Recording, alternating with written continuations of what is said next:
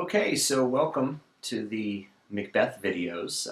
These are designed to give you a better way of working through the story rather than just reading the text. A couple things you'll want to notice as you're reading. We have the video component, so you can feel free to watch that. There also next to the video is the full text of Macbeth itself. And as it plays, you'll notice there are some words that are highlighted, and there are also some L's and M's and question marks and other types of markings. And you'll see as we go through, I'll be clicking them and they will bring up pop-up menus. Now what I recommend you do is this. Don't just watch it all the way through. Be sure that you are pausing, specifically whenever I bring up the pop-up menus, and be sure that you're reading these notes as you go. These are going to be very useful throughout the adventure. So I'm going to be in the corner for most of it. I'm going to pop up every now and then if I think something's worth noting. Otherwise, just sit back, relax, and enjoy Act I of Macbeth. So here we go.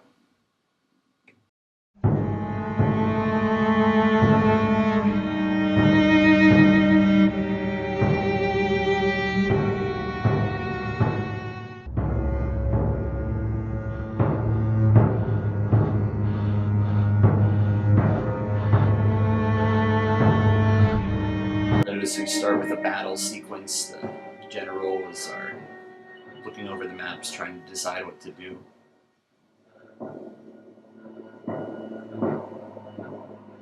The audience wouldn't have seen this in the original play.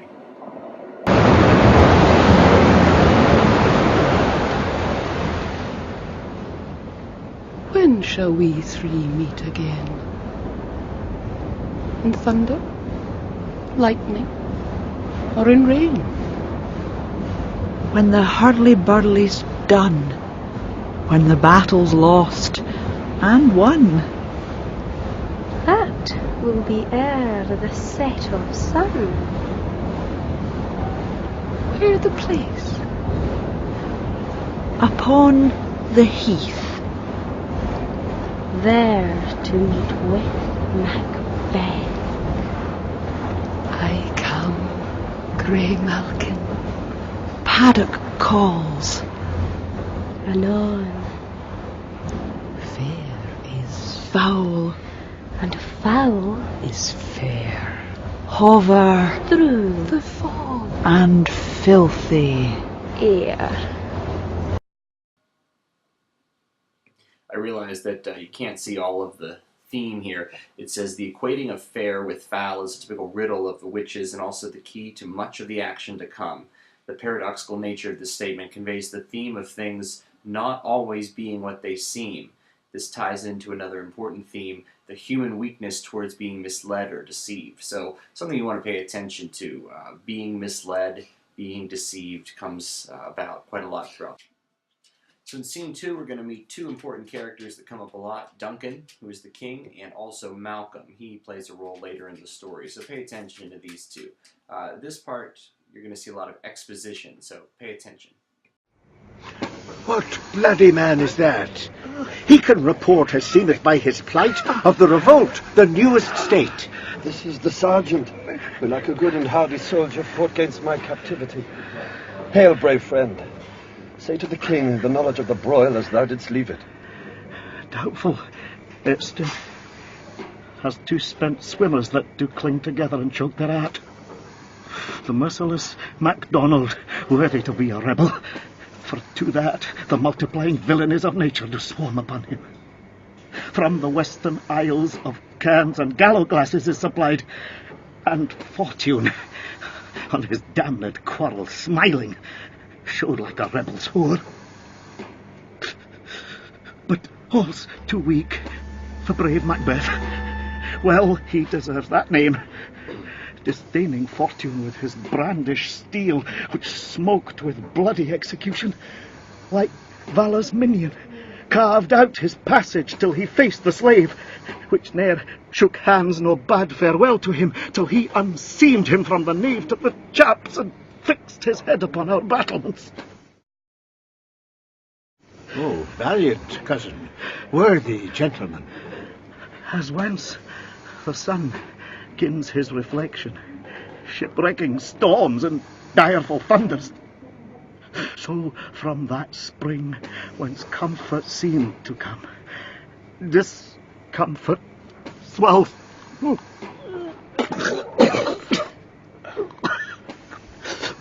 Mark, King of Scotland, Mark. No sooner justice had with valour armed compelled these skipping cairns to thrust their heels, but the Norwegian lord, surveying vantage with furbished arms and new supplies of men, began a fresh assault. Dismayed not this our captains, Macbeth and Banquo. Yes, as sparrows, eagles, or the hare, the lion. If I say sooth, I must report they were as cannons, overcharged with double cracks. So they doubly redoubled strokes upon the foe. Except they meant to bathe in reeking wounds or memorize another Golgotha, I cannot tell. But I am faint. My gashes cry for help. So well thy words become thee, as thy wounds, they smack of honour both. Go, get him surgeons. So you want to pay attention here. You'll notice that the dying soldier certainly has a lot to say about the story, likely because Shakespeare didn't have the means to show you the battle. So in order to tell you about it, he had to hear it from somebody who was there. This may not make a lot of sense today, but that's how it was done back then. This is the exposition part of the story. So hopefully you got all those notes. If you were a little confused, please rewatch it and check some of the notes on the side. Well, let's continue with scene 2. Who comes here? The worthy Thane of Ross. What a haste looks through his eyes. So should he look that seems to speak things strange. God save the king. Whence camest thou, worthy Thane? From Fife, great king, where the Norwegian banners flout the sky and fan our people cold. Norway himself, with terrible numbers, assisted by that most disloyal traitor, the Thane of Cawdor, began a dismal conflict, till that Bellona's bridegroom, lapped in proof, confronted him with self-comparisons, point against point, rebellious arm against arm, curbing his lavish spirit. And to conclude, the victory fell on us. Great happiness! That now Sweno, the Norway's king, craves composition. Nor would we deign him burial of his men till he dispersed at St. Colin's Inch $10,000 to our general use. No more. That Thane of Cawdor shall deceive our bosom interest. Go, pronounce his present death, and with his former title, greet Macbeth. I'll see it done. What he hath lost, noble Macbeth hath won. If you get nothing else out of scene 2, you want to know that Macbeth is a great warrior, as is shown many times, and he's also given the title the Thane of Cawdor, which is a sort of like a lord or a duke or a baron or something. So keep that in mind as you go forward. It'll be pretty important. So now we're at scene 3. You've probably heard something from this scene before. It's pretty famous. Pay attention. This is where Macbeth finally meets the witches. Here we go.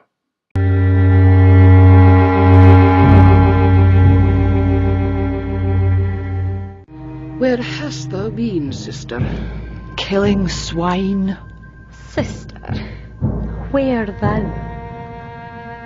A sailor's wife had chestnuts in her lap, and munched and munched and munched. Give me, quoth I. Aroint thee, witch! The rump-fed Runyon cries. Her husband's to Aleppo gone, master of the Tiger. But in a sieve I'll thither sail, and like a rat without a tail, I'll do, and I'll do. I'll give thee a wind. What kind? And I another. I myself have all the other, and the very ports they blow, all the quarters that they know i' the shipman's cart. I'll drain him dry as hay. Sleep shall neither night nor day hang upon his penthouse lid. He shall live a man forbid.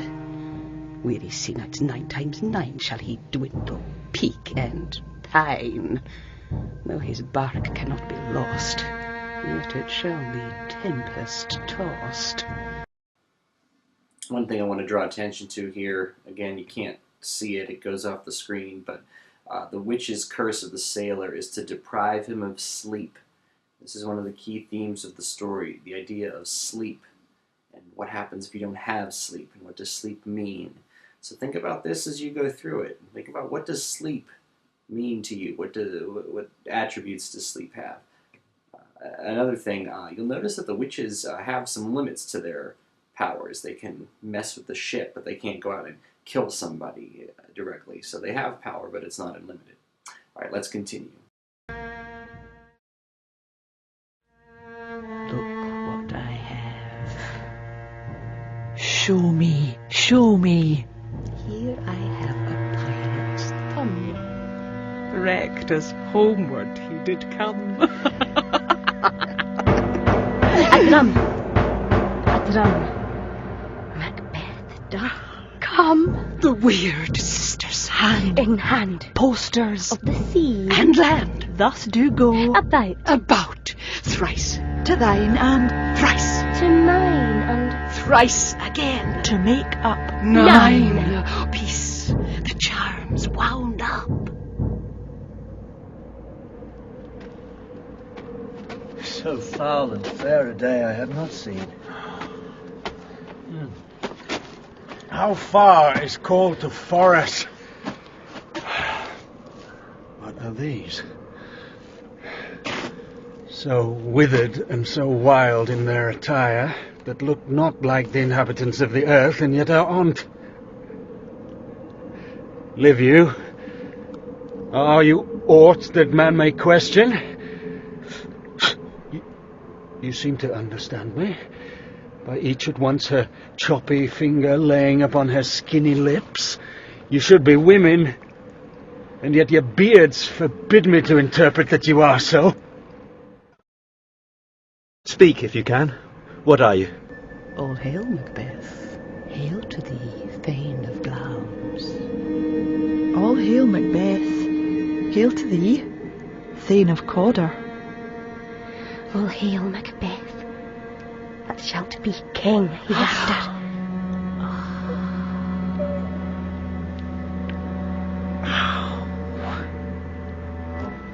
Good sir, why do you start and seem to fear things that do sound so fair? In the name of truth, are ye fantastical, or that indeed which outwardly ye show? My noble partner, you greet with present grace and great prediction of noble having and of royal hope, that he seems rapt withal. To me you speak not. If you can, look into the seeds of time and say which grain will grow and which will not. Speak then to me, who neither beg nor fear your favours nor your hate. Hail. Hail. Lesser than Macbeth, and greater. Not so happy, yet much happier. Thou shalt get kings, though thou be none. So all hail Macbeth and Banquo. Banquo and Macbeth, all hail. Stay! You imperfect speakers, tell me more.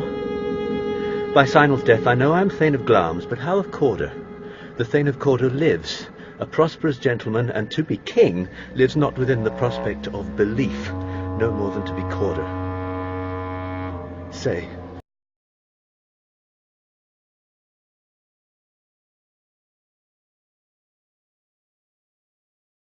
From whence you owe this strange intelligence? Or why, upon this blasted heath, you stop our way with such prophetic greeting? Speak, I charge you. The earth hath bubbles as the water has, and these are of them. Whither are they vanished? Into the air. And what seemed corporal melted as breath into the wind. Would they had stayed? Were such things here as we do speak about? Or have we eaten on the insane root that takes the reason prisoner? Your children shall be kings. You shall be king! And Thane of Cawdor too? Went it not so? To the self-same tune and words. Who's here? The king hath happily received, Macbeth, the news of thy success. And when he reads thy personal venture in the rebel sight, his wonders and his praises do contend which should be thine or his. Silenced with that, in viewing o'er the rest of the selfsame day, he finds thee in the stout Norwegian ranks, nothing afeard of what thyself didst make. Strange images of death. As thick as tale came post with post, and every one did bear thy praises in his kingdom's great defence, and poured them down before him. We're sent to give thee from our royal master thanks, only to herald thee into his sight, not pay thee. And for an earnest of a greater honour, he bade me from him call thee Thane of Cawdor. In which addition, hail, most worthy Thane, for it is thine. What? Can the devil speak true? The Thane of Cawdor lives. Why do you dress me in borrowed robe? Who was the Thane, lives yet, but under heavy judgment bears that life which he deserves to lose. Whether he was combined with those of Norway, or did line the rebel with hidden help and vantage, or that with both he laboured in his country's wrack, I know not. But treason's capital, confessed and proved, have overthrown him.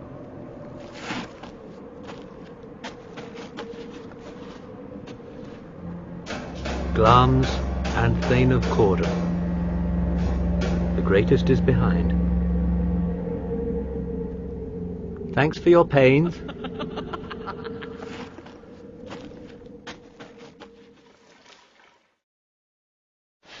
Do you not hope your children shall be kings? For those who gave the Thane of Cawdor to me promised no less to them. That trusty home might yet enkindle you unto the crown besides the Thane of Cawdor. But 'tis strange, and oftentimes to win us to our harm, the instruments of darkness tell us truth, win us with honest trifles, to betray us in deepest consequence. Cousins, a word, I pray you. Two truths are told, as happy prologues to this swelling act of the imperial theme. I thank you, gentlemen. This supernatural soliciting cannot be ill, cannot be good. If ill, why hath it given the earnest of success, commencing in a truth, I am Thane of Cawdor. If good, why do I yield to that suggestion, whose horrid image to unfix my hair, and make my seated heart knock at my ribs against the use of nature? Present fears are less than horrible imaginings. My thought, whose murder yet is but fantastical, shakes so my single state of man that function is smothered in surmise, and nothing is but what is not. Again, let's take a look at the theme. We have contradictory language here. What is not. Macbeth is really confused here. The real world is sort of going away, and he, well, you'll see as we go forward, but he is always struggling with this dual nature. Common theme here. Look how our partner's wrapped. If chance will have me king, why, chance may crown me without my stir. New honours come upon him, like our strange garments, cleave not to their mould, but with the aid of use. Come what come may, time and the hour runs through the roughest day. Worthy Macbeth, we stay upon your leisure. Give me your favour. My dull brain was wrought with things forgotten. Kind gentlemen, your pains are registered where every day I turn the leaf to read them. Let us toward the king. Think upon what hath chanced, and at more time, the interim having weighed it, Let us speak our free hearts, each to other. Very gladly. Till then, enough. Come, friends. Alright, so a lot happens in this scene. The witches give their predictions to Macbeth, Thane of Glamis, Thane of Cawdor, and King. 2 of them are already true. Only King remains. And they also give Banquo an interesting prediction, that his children will be king, even though he won't be. So these are things we need to think about going forward. Also, we have Macbeth and Banquo afterwards. They start talking about this common theme of deception, duality. What does it mean that the witches, evil people, are giving positive predictions? Things you want to consider going forward. Let's move on to scene 4. Is execution done on Cawdor, or not those in commission yet returned? My liege, they are not yet come back. But I have spoke with one that saw him die, who did report that very frankly he confessed his treasons, implored your highness pardon, and set forth a deep repentance. Nothing in his life became him like the leaving it. He died as one that had been studied in his death, to throw away the dearest thing he owed, as 'twere a careless trifle. There's no art to find the mind's construction in the face. He was a gentleman on whom I built an absolute trust. Oh, worthiest cousin, the sin of my ingratitude even now was heavy on me. Thou art so far before that swiftest wing of recompense is slow to overtake thee. Would thou hadst less deserved that the proportion both of thanks and payment might have been mine. Only I have left to say, more is thy due than more than all can pay. The service and the loyalty I owe in doing it pays itself. Your highness' part is to receive our duties, and our duties are to your throne and state. Children and servants, which do but what they should by doing everything safe toward your love and honour. Welcome hither. I have begun to plant thee, and will labour to make thee full of growing. Noble Banquo, that hast no less deserved, nor must be known no less to have done so, let me enfold thee and hold thee to my heart. There, if I grow, the harvest is your own. My plenteous joys, wanton in fullness, seek to hide themselves in drops of sorrow. Sons, kinsmen, thanes, and you whose places are the nearest, know we will establish our estate upon our eldest, Malcolm, whom we name hereafter the Prince of Cumberland, which honour must not unaccompanied invest him only, but signs of nobleness like stars shall shine on all deservers. From hence to Inverness, and bind us further to you. Alright, so you'll notice that there was some dark music there, implying that Macbeth is angry. Malcolm, who I mentioned earlier here, is declared the prince, the successor to the throne. So this obviously puts a problem with Macbeth's plan to become king that he just came up with a couple minutes ago. And you'll notice how angry he looked there. Also, I apologize. I notice my dogs are walking around back here, so try not to pay attention to them. Of course, now that's probably all you'll be looking for. Alright, let's continue with scene 4. The rest is labour which is not used for you. I'll be myself the harbinger, and make joyful the hearing of my wife with your approach. So, humbly, take my leave. My worthy Cawdor. The Prince of Cumberland. That is a step on which I must fall down, or else I'll leap, for in my way it lies. Stars, hide your fires, let not light see my black and deep desires. The eye wink at the hand, yet let that be which the eye fears, when it is done, to see. True, worthy Banquo, he is full so valiant, and in his commendations I am fed. It is a banquet to me. Let's after him, whose care is gone before to bid us welcome. It is a peerless kinsman. So interesting, Duncan calls Macbeth a peerless kinsman, somebody that can't be matched. Meanwhile, Macbeth is essentially plotting Go back and rewatch this last little page here. This is an important monologue, and you'll hear it quoted quite often when you learn about Macbeth. But rewatch this last thing again, and then go ahead and move on to Scene 5, where we introduce Lady Macbeth. All right, welcome to Scene 5. Lady Macbeth is introduced. You'll notice she's quite a crazy character, but not wacky crazy. Very driven, very mysterious. So pay careful attention to her scenes.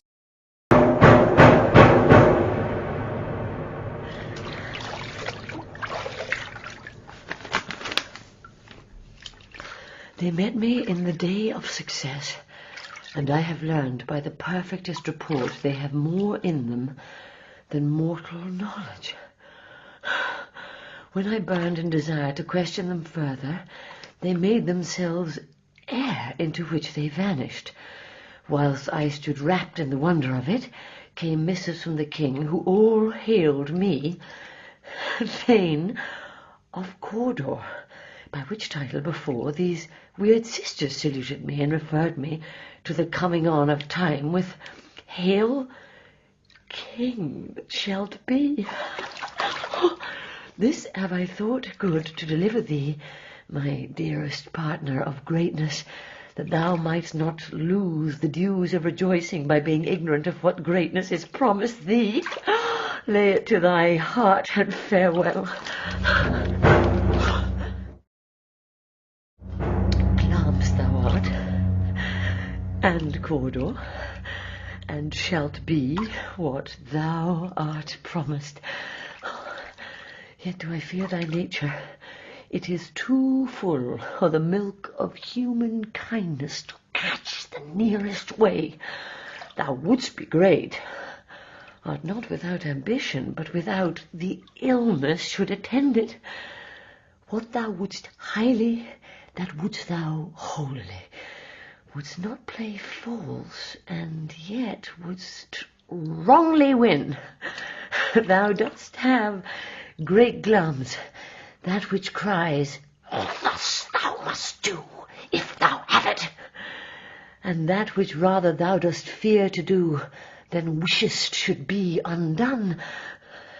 Hie thee hither, that I may pour my spirits in thine ear, and chastise with the valour of my tongue all that impedes thee from the golden round which fate and metaphysical aid doth seem to have thee crowned withal. So right away you'll notice Macbeth is content to go along with fate, go along with predictions, but Lady Macbeth, on hearing this, she's not hiding anything. She's saying that she really wants to see Macbeth become king, and she's going to do whatever she can to make sure that happens. Just watch what she does here to promise that.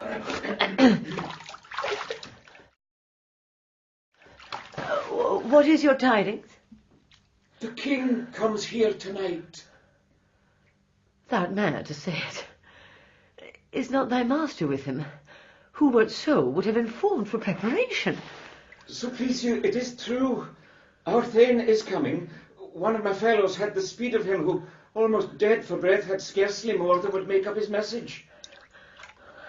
Give him tending. He brings great news.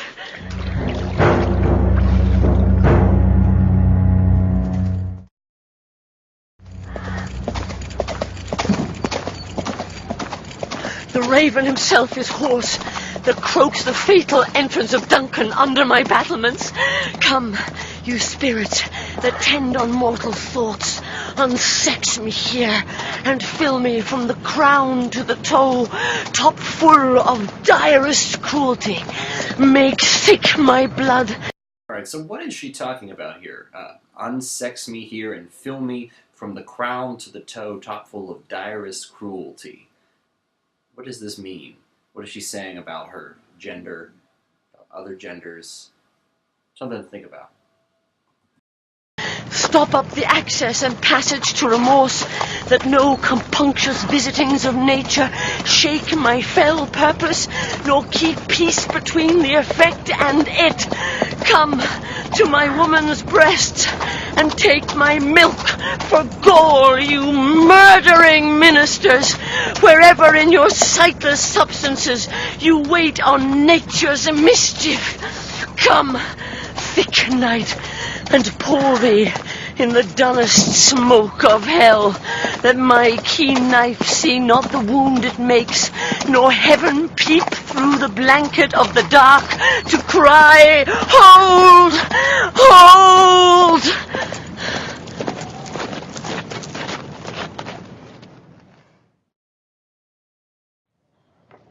Great Glamis, worthy Cawdor, greater than both, by the all-hail hereafter, thy letters have transported me beyond this ignorant present, and I feel now the future in the instant. My dearest love, Duncan comes here tonight. And when goes hence? Tomorrow, as he purposes. Oh, never shall sun that morrow see. Your face, my Thane, is as a book where men may read strange matters. To beguile the time, look like the time. Bear welcome in your eye, your hand, your tongue.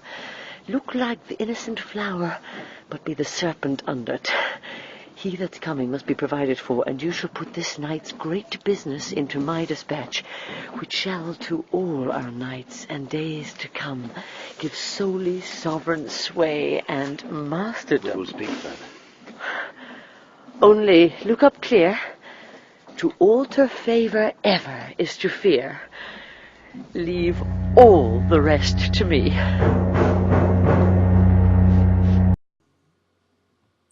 Alright, so this is Act 1. Lady Macbeth now has Duncan coming to her house. She is very motivated by this. She informs her husband to look like a flower, but be the serpent under it, and informs him that she will take care of everything. So that's where we are going forward. Again, think about the themes of duality, sleep, deception, fate, supernatural, taking your own actions. Where do we go from here? Let's move on to scene 6 and 7 and finish up Act 1. Scene 6 and 7 are both pretty short, but they will show a little bit of how Macbeth is changing already. So here we go with scene 6, Duncan's arrival. This castle hath a pleasant seat. The air nimbly and sweetly recommends itself unto our gentle senses. This guest of summer, the temple-haunting martlet, does approve by his loved mansionry that the heaven's breath smells wooingly here. No jutty, frieze, buttress, nor coign of vantage, but this bird hath made his pendant bed and procreant cradle. Where they most breed and haunt, I have observed the air is delicate. See, our honoured hostess. The love that follows us sometime is our trouble, which still we thank as love. Herein I teach you how you shall bid God yield us for your pains, and thank us for your trouble. All our service, in every point twice done, and then done double, were poor and single business to contend against those honours, deep and broad, wherewith your majesty loads our house. For those of old, and the late dignities heaped up to them, we rest your hermits. Where's the Thane of Cawdor? We coursed him at the heels, and had a purpose to be his purveyor. But he rides well, and his great love, sharp as his spur, hath holpen to his home before us. Fair and noble hostess, we are your guest tonight. Oh, your servants ever have theirs themselves, and what is theirs in count, to make their audit at your highness' pleasure, still to return your own. Give me your hand. Conduct me to mine host. We love him highly, and shall continue our graces towards him. By your leave, hostess. So you see just how chilling Lady Macbeth is in her first scene. You know that she wants to kill Duncan, and yet she goes on and on about how they are merely his servants and how glad she is that he has arrived. Very deceptive. Let's move on to the last scene where Macbeth has to come to terms with what to do going forward. Scene 7. If it were done when 'tis done, then 'twere well it were done quickly. If the assassination could trammel up the consequence, and catch with his surcease success, that but this blow might be the be-all and the end-all here, but here upon this bank and shoal of time we'd jump the life to come. But in these cases we still have judgment here, that we but teach bloody instructions, which being taught return to plague the inventor. This even-handed justice commends the ingredients of our poisoned chalice to our own lips. He's here in double trust. First as I am his kinsman and his subject, strong both against the deed, then as his host, who should against his murderer shut the door, not bear the knife myself.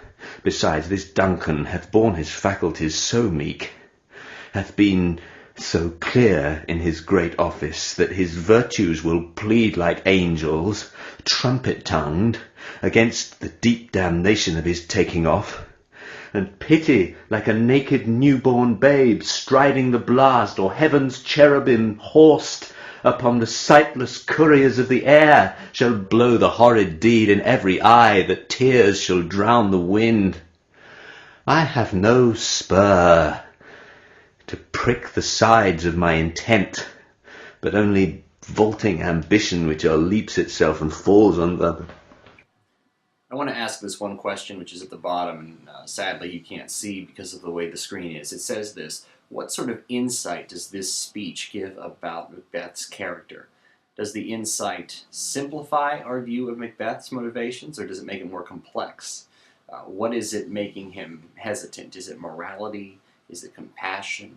Is it loyalty, or simply a fear of the consequences? In other words, why does Macbeth not immediately want to go kill the king? What is holding him back? Is it several things? Is it one thing? Is it a mixture? Think about that question before you move on.